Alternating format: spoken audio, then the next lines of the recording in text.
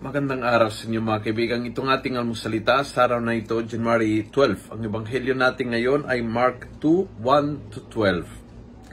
Sabi ng ebanghelyo, the 4 men who carried him couldn't get near Jesus because of the crowd. So they opened the roof above the room where Jesus was.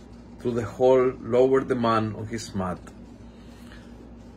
Kung hindi pwede dahil may sagabal, gumawa ka ng paraan kaysa sumuko. Maraming beses sa ating hindi matupad agad ang gusto nating, hindi mangyari ang ating pinaplano, at dahil doon, minsan sumusuko tayo agad.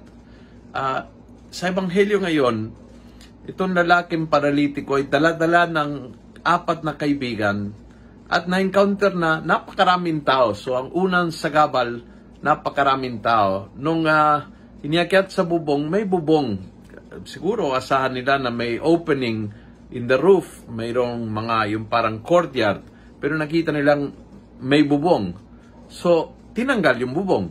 Kumbaga, twice or 3 times ay nakaranas ng difficulties. Yung una is paralitiko, pangalawa is maraming tao, pangatlo is may bubong, pero hindi sila sumuko, hindi sila tumigil. Dahil doon, nakita ng Panginoon ang kanilang persistence. Hindi lang ang kanilang hangad, ang kanilang mabuting kalooban, ang kanilang tiyaga, kundi ang kanilang persistence.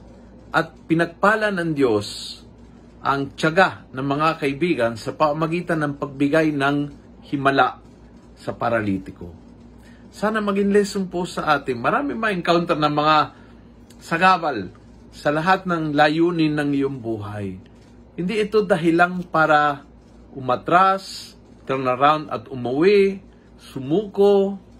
Ito ay pakakataon ipakita sa Panginoon ang tiyaga ng aking pananampalataya. Kapag nakita ng Panginoon na matyaga ang aking pananampalataya, tiyak lumalambot ang kanyang puso at kinagantihan tayo ng mga himala na makakatulong sa atin.